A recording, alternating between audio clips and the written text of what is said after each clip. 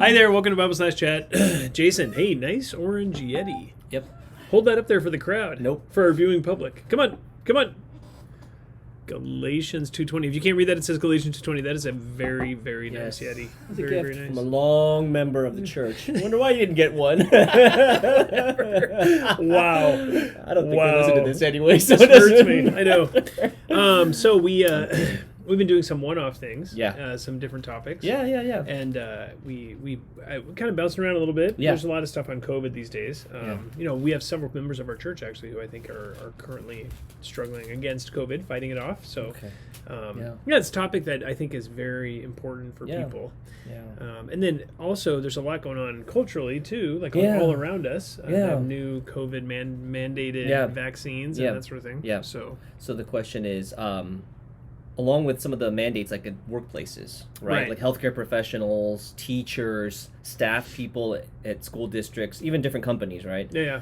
The only way out of that is either vaccination or quit. Yeah. Or religious exemption or some other like health issue that allows you from getting. Yeah.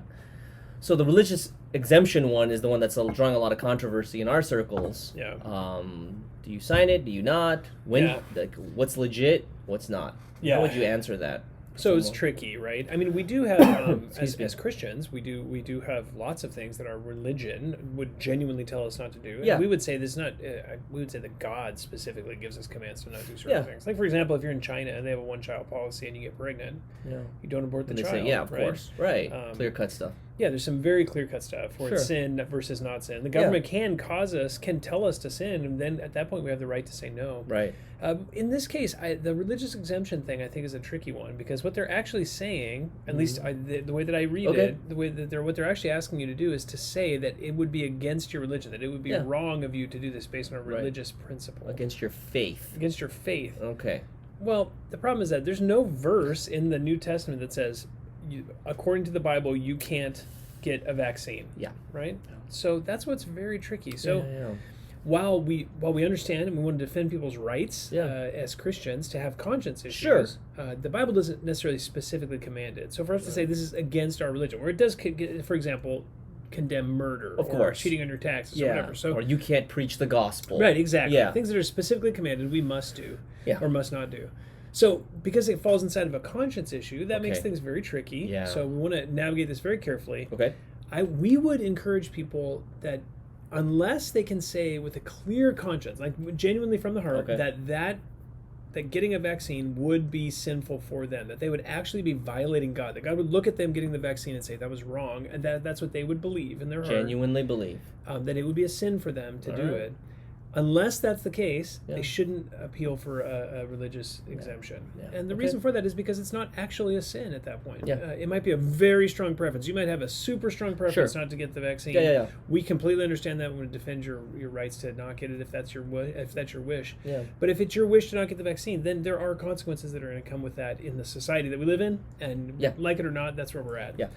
To say that we have a religious exemption because we're Christians or because we have a strong preference is actually not the case. We don't actually have a religious exemption. The Bible doesn't give you an exemption at that point. And the Bible would actually say the opposite, submit yourself to your governing authorities. So or quit your job. Or quit your job and just deal with the consequences of that choice. And again, either one is fine. I would say it's not necessarily wrong to say I'm not going to get it, I'm going to quit my job and I'm going to get a different job where I don't have to get the vaccine. And that's okay.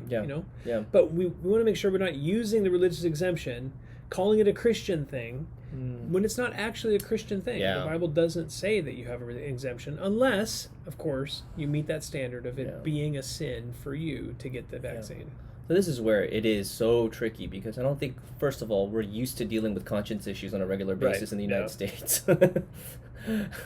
We're really not. Or we are, but I think they've all been dealt with already. Right. It's like the thinking's already been done for all these things. Yeah, and now it's pressing up on us in very sensitive areas. Totally. Like our jobs, our livelihood. Jobs, healthcare. Yeah. And then, see, when we say it that way, it has to be a true conscience exemption. Yeah. Before the Lord, you would say, God, I am sinning if I do this against you. If I take this medicine or if I do this neutral thing, I'm sinning. For me. I'll be sinning. That makes the bar high. It unnecessarily should make the bar high. so. That's what I'm saying. Yeah, totally. So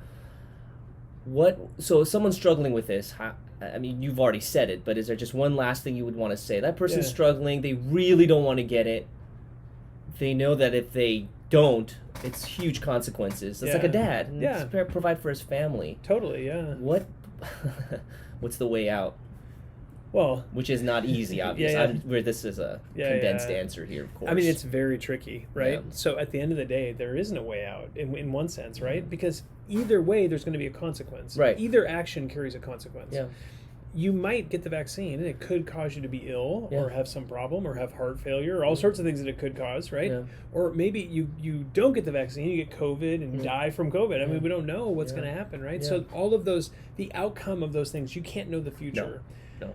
You also can't know if your boss will allow you to have the exemption or not. You can't know if you end up losing your job, where you'll go to work. You can't know if you can provide for your family. So you can't know any of those things. So at the end of the day, ultimately that has to be done before God, right? You have to stand before the Lord and say, God, before you, I can't say this is a conscience issue. I must provide for my family. Therefore, I need to get the vaccine and trust the outcome. And just let it be.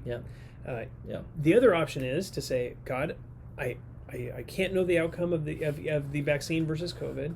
I can't know if I'm going to get fired or not, but I'm just going to not get the vaccine and trust you to provide for my family, and I'm going to work figure it out after that. Yeah. And we do have to make those choices many times in life. It's just that I think for us, for now in this situation, this happens to be a very crucial moment when that has to take place. So, I think we just want to be careful how we use God's name. Exactly. How we use the gospel in this case. Like, it's just, I feel like the danger maybe I don't want to say it this way, but in our circles would be to sort of just immediately get the gospel card and pull it out and be like, oh, this is, but if it's for religious reasons, I'm a Christian and that I'm religious and therefore this is a religious thing. But that's not the connection we need to be making. Just need to be careful. Keep your conscience clean and clear, whatever side you're on. Totally, right? Absolutely. Okay. Yeah. Great. And then make sure, like that other video we did before about vaccines, make sure that it is a conscience issue for you, and not just a strong preference. And if you fall in that strong preference category, then you really need to consider, does the command to provide for my family trump a strong preference at that point? And if not, and you say, well, I believe that it's best for me to go, elsewhere and get a different job, that's okay. But I would say then you need to prioritize getting a job so you're able to provide for your family and make those decisions. Maybe one practical thing would be make an appeal to your boss. Maybe who knows? Don't make a hasty decision. Make a good prayerful one. Talk to a leader. Talk to someone. Don't rush into things. Especially if it's going to cost you your family and livelihood and pain. So, and of course, we do live in a highly political society. There's no matter what you say or do, everything is so polarized, and it's hard to even know who to believe when it comes to statistics and who's doing what, and so we have no idea. It's so difficult to even know. But again, I would go back to, you really can never know. At the end of the day, trying to manage all of the statistics in order to make a decision is not the thing we need to do. We need to pray and ask the Lord to give us clarity of conscience. When we have that, then we need to pursue that and do what's right before God. Very good. Thank you. I hope that's helpful for you. I know these are challenging times and tricky things, so if you have any questions or comments, please feel free to comment in the box below. Thanks so much.